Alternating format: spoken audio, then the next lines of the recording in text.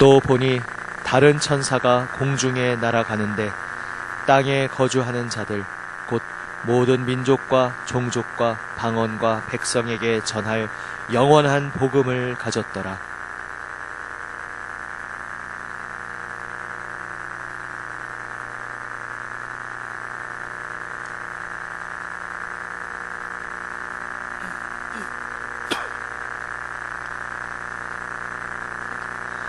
또 다른 천사 곧 둘째가 그 뒤를 따라 말하되 무너졌도다 무너졌도다 큰 성 바벨론이여 모든 나라에게 그의 음행으로 말미암아 진노의 포도주를 먹이던 자로다 하더라.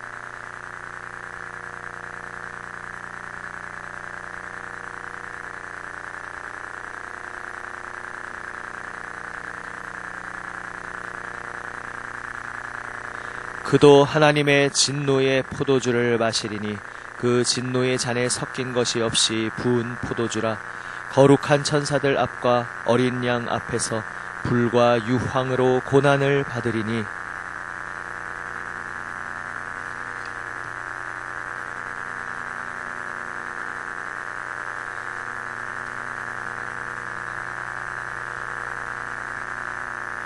성도들의 인내가 여기 있나니 그들은 하나님의 계명과 예수에 대한 믿음을 지키는 자니라.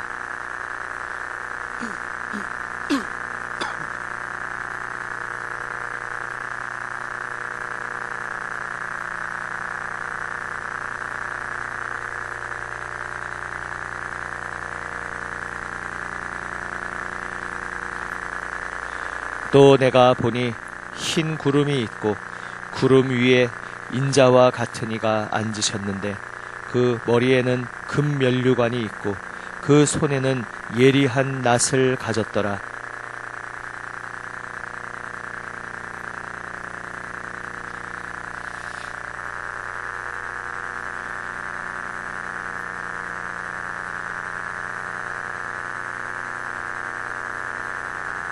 구름 위에 앉으신 이가 낫을 땅에 휘두르매 땅의 곡식이 거두어지니라.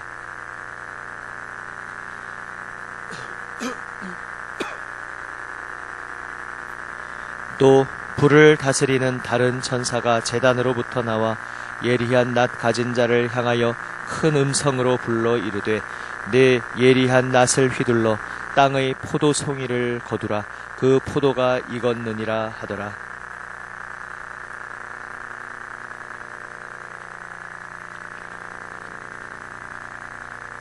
함께 읽습니다. 성 밖에서 그 틀이 밟히니 틀에서 피가 나서 말 굴레까지 닿았고 1600 스타디온에 퍼졌더라. 아멘.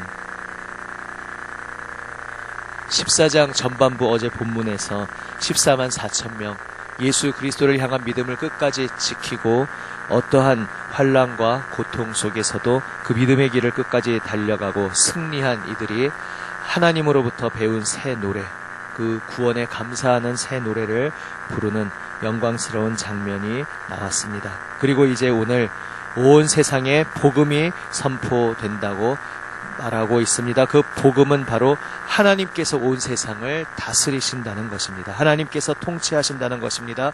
그리하여 이제 그동안 하나님이 지금도 세상을 주관하시지만 이 세상 속에 하나님을 거스르는 죄와 사망의 그 흐름이 있었기에 마치 이 세상이 하나님 없는 세상처럼 보이고 마치 이 세상의 모든 대세의 흐름은 하나님을 거부하고 하나님이 기뻐하시지 않는 악이 판치는 세상처럼 보였지만 그러나 이제 천사는 외칩니다. 기뻐하라. 이제 복된 소식이 온 세상에 울려 퍼진다. 하나님께서 이제 모든 악을 심판하시고 모든 죄악을 다 청산하시고 이제 바야흐로 하늘과 땅을 새롭게 하실 오직 의와 진리로 거룩하게 충만하게 하실 그 날이 이르렀도다. 천사가 외치고 있는 것입니다. 그리고 둘째 천사는 말합니다. 바벨론이 무너졌다 이야기합니다. 사실 이 요한계시록 그 시점에 있어서 바벨론은, 문자적인 바벨론 국가는 사실 의미가 없습니다. 벌써 옛날 옛적에 이미 사라져버린 나라이기 때문입니다. 그래서 이 바벨론은 상징적인 이름입니다. 요한계시록에서 바벨론이라는 상징의 이름은 바로 로마 제국을 가리킵니다. 바벨론과 로마의 공통점이 있습니다. 유대 백성을, 이스라엘을 숱하게 괴롭혔던 많은 이민족들이 있었지만 특별히 바벨론과 로마는 결정적으로 하나님의 성전을 파괴하고 무너뜨렸던 제국들입니다. 바벨론 시대에 남유다 왕국이 멸망당할 때에 그 첫 번째 성전, 솔로몬 성전이 완전히 파괴되었었습니다. 그리고 이제 포로 귀환이 일어나고 다시 성전을 세웠지만 마침내 로마 제국에 의해서 그 성전도 파괴되고 맙니다. 그래서 바벨론이다 말하면은 성경에서는, 또 하나님을 믿는 백성들에게 있어서는 그것은 그 당시에, 이 신약 시대에 있어서는 로마 제국을 상징하는 이름이었습니다. 그리고 또 앞에 다른 본문하면서도 말씀드렸지만 요한계시록을 우리가 바라볼 때에 그 당시 요한의 시점에서 이것이 무엇을 의미했는지와 함께, 그런데 그것이 구약에서의 말씀도 마찬가지였습니다. 다니엘서에서도 보면 그것이 1차적으로 가리키는 대상이 그 알렉산더가 죽은 후에 분열된 그 어떤 구체적인 제국들을 가리키는 것이었다 할지라도 결국 그 이미지는 오늘 계시록에서 보시듯이 신약의 로마 제국으로 이어지고, 또 그것은 오고 오는 모든 역사에 적용이 될 수 있습니다. 그래서 예를 들어 종교개혁 시대에 자신들의 시대에 적용해서 이러이런 집단이 바로 짐승이다, 바벨론이다, 그저 완전히 일치시켜서 해석하는 것은 사실 잘못된 해석이 될 수 있습니다. 그러나 열어놓고서 이것은 로마 제국을 의미하는 것이었는데 오늘날 우리 시대에도, 종교개혁 시대에도 마찬가지였고 오늘날 이 시대에도 마찬가지고, 오늘 이 시대에 동일한 이 흐름으로 짐승의 역할로 우리에게 다가오는 세력이 있고 바벨론의 세력이 우리에게 있음을 적용한다면 그것은 우리에게 의미 있는 해석이 될 수 있습니다. 지금 당시로서는 로마였으며 오늘날 또 다른 이름으로 거대한 제국으로 다가와서 믿음을 무너뜨리고 하나님의 권세를 비웃고 자신이 하나님인 양 그렇게 교만하게 온 세상 위에 우뚝 서서 군림하려는 제국을 향해 두 번째 천사가 선포합니다. 이제 바벨론이 무너졌도다. 온 세상으로 하여금 하나님을 거역하게 만드는 죄악을 전염시키고 퍼뜨리던 그 바벨론이 이제 무너졌다 말씀하고 있습니다. 그리고 세 번째 천사는 말합니다. 두 번째 천사는 그 로마 제국을 비롯한 하나님의 권세를 노골적으로 거스르는 그 제국의 집단에게 선포하였다면 이제는 세 번째 천사는 무엇을 선포합니까? 그 짐승과 우상에게 경배하고 손에 표를 받은 자도 진노의 포도주를 마실 것이다. 다시 말해서 그 제국, 하나님의 뜻을 거스르는 그 모든 악한 세력 앞에 굴복해서 무너져서 타협하고 하나님을 따르는 길에서 이탈해서 세상 권세에 굴복하고 그 길을 따르는 자도 함께 하나님의 심판을 받게 될 것을 말하고 있습니다. 그래서 12절에서 말씀합니다. 12절 말씀을 다시 한번 함께 읽습니다. 12절입니다. 성도들의 인내가 여기 있나니 그들은 하나님의 계명과 예수에 대한 믿음을 지키는 자니라. 아멘.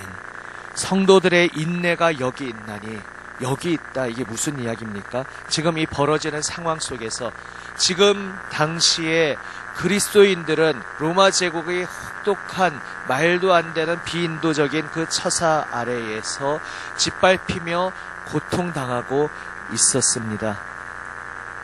그냥 순교당하는 것도 아니고 그 당시 여흥거리를, 놀거리를 찾아 헤매던, 정말 사람이 타락하면 어디까지 갈 수 있는지를 보여주는 것이 그 제국의 역사에 등장합니다. 잘 알고 계시다시피 로마 제국은 당시에 모든 것들에 무감각해졌고, 그래서 조금 더 자극적인 것, 조금 더 센 것, 그러한 것들을 추구하는 가운데 결국 어떤 오락을 개발합니까? 사람들을 경기장에 모아놓고 거기서 서로 맞붙어 칼싸움하게 만들어서 서로 죽고 죽이는 것을 보면서 거기에서 흥분을 느끼고 쾌감을 느끼던 시대였습니다. 아예 그리스도인들을 대놓고 핍박하는 시대가 돼서는 그냥 그런 검투사에 의해서 죽임을 당하게 하는 것도 자극적이지 않다고 여겼는지 맹수를 풀어서 그 경기장에서 사자의 밥이 되는 그리스도인들을 보면서 로마의 시민들은 열광하고 그것을 자신들의 여흥거리로 여겼습니다. 또 나무기둥에 묶어놓고 화형시키면서 그 사람을 불에 태우면서 또 그러한 것들을 그렇게 공개 처형으로 사람들에게 보여주는 그러한 정말 악랄한 그러한 일들을 자행하였습니다. 그래서 성도들의 인내가 여기 있다 말씀합니다.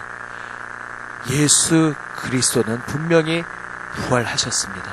그 부활하신 승리의 권세로 이미 온 세상의 임금이 되셨습니다. 그것을 믿었기에 그리스도인들은 진지하게 예수님께 모든 삶을 바쳤고 그분을 따르고 있었습니다. 그런데 내 눈앞에 펼쳐지는 현실은 나의 삶과 이 세상 역사를 주관하는 분이 예수님이 아닌 것처럼 보였습니다. 나는 분명히 예수님을 믿고 예수님만 따르고 있는데 그로 인해 돌아오는 대가는 너무나 참혹했습니다.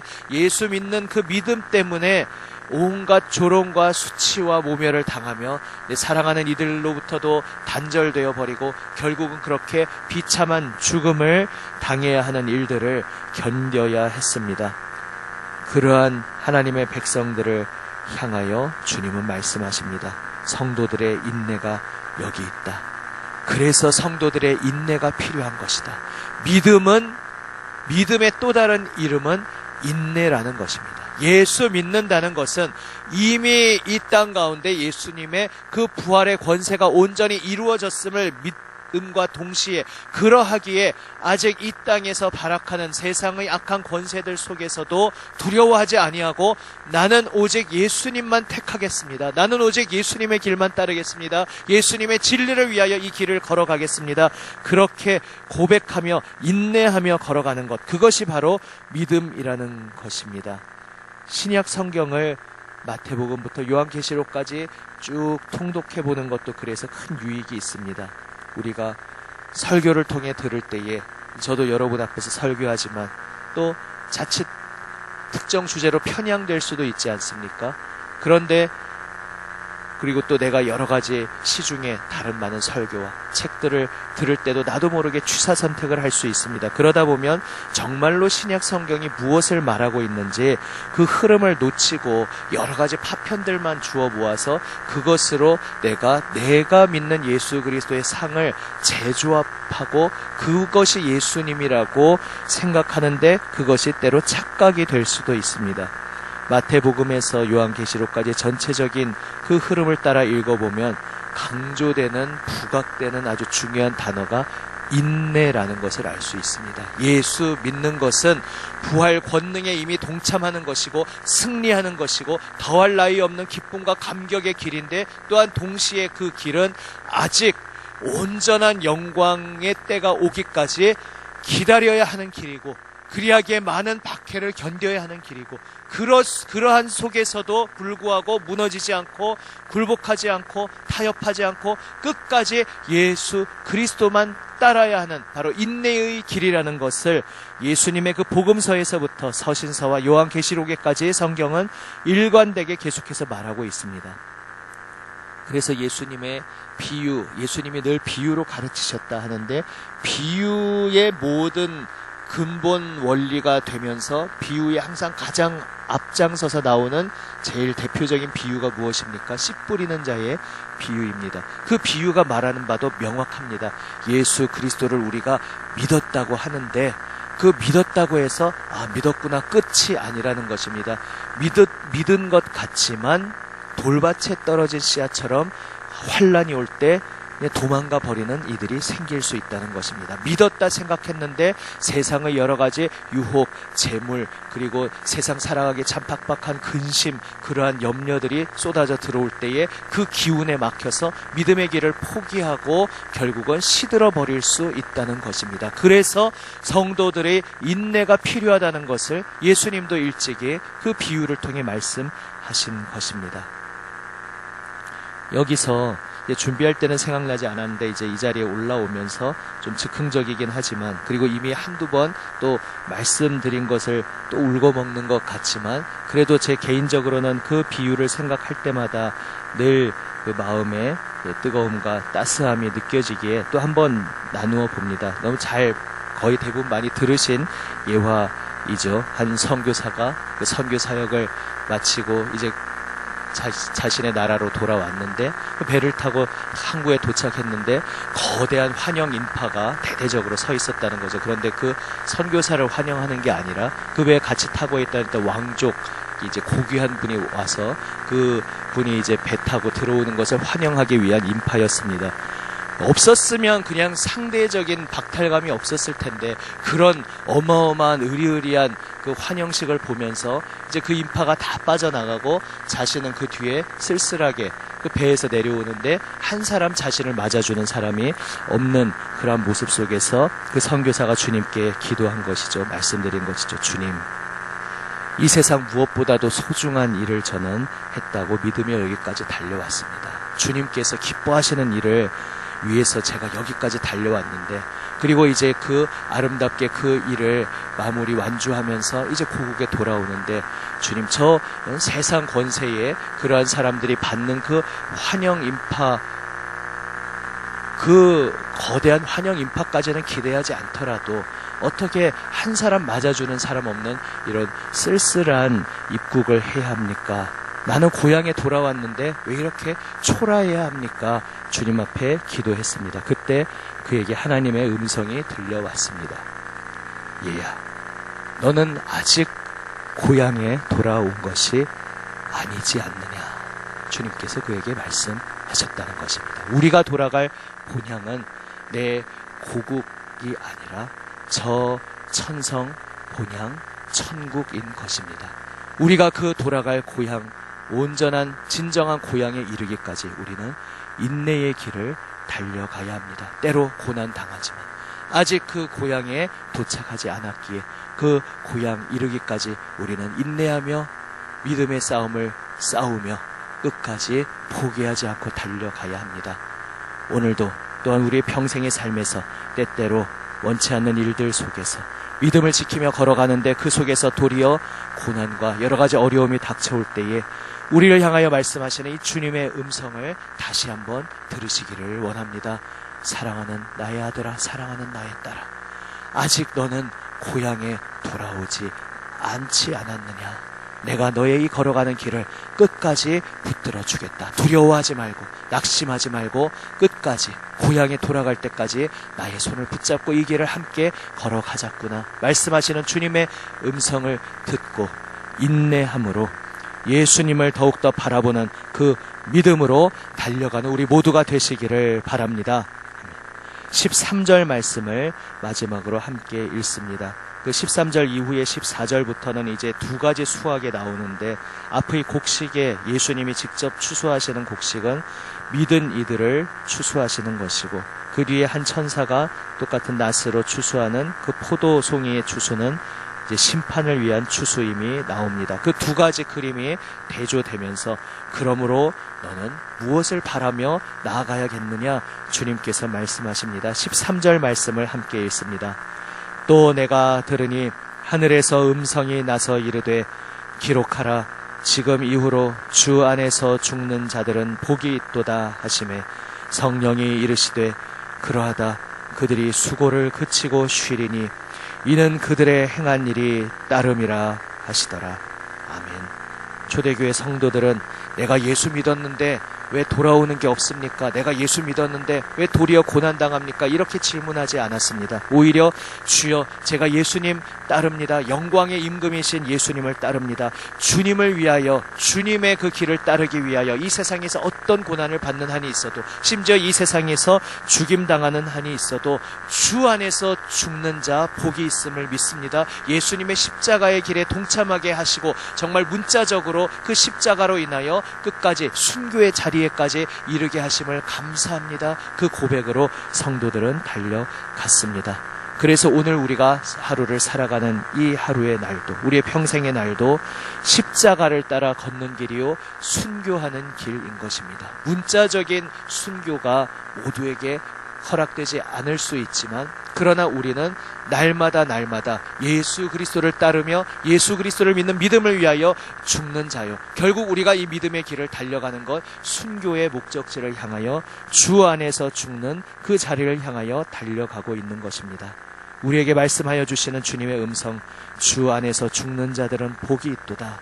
그들이 수고를 그치고 쉬리니 이는 그들의 행한 일이 따름이라 말씀하시는 주님의 음성을 오늘도 붙잡고 소망 가운데 기쁨으로 오직 주님만 따르는 우리 모두가 되시기를 주님의 이름으로 축원합니다. 아멘. 기도하시겠습니다. 아버지 하나님, 아직 고향에 도착하지 않았기에 주님 저희가 달려가야 할 길이 아직 남아있기에 인내가 필요함을 오늘 다시 한번 기억합니다. 주 안에서 죽는 자 복되다. 그들이 수고를 그치고 영원한 안식에 내 품에 안길 것이다 말씀하시는 주님의 음성을 날마다 기억하며 성도들의 인내, 예수님 향한 믿음으로 온전히 하나님 기뻐하시는 길만 순종하며 따르는 저희 모두가 되게 하여 주시옵소서. 주님, 인내로 걸어가는 이 길, 그러나 세상 어디에서도 누릴 수 없는 기쁨과 환희와 감격의 길임을 고백합니다. 주님께서 함께 하시며 붙들어 주시고 동행하여 주시는 길이기에 세상 어디에서도 경험할 수 없는 주님으로부터 오는 참된 평화와 기쁨이 가득한 길임을 고백합니다. 주여 오늘 이 하루를 살아갈 때에도 오직 주님 바라봄 가운데 인내로 믿음의 길 걸어감 속에 잘하였다. 나의 착하고 충성된 종아 말씀하시며 나를 끌어안아 주시고 나를 붙들어 주시는 주님의 손길을 생생히 체험하는 이 하루가 되게 하여 주시옵소서. 우리 구주 예수 그리스도의 이름으로 기도드립니다.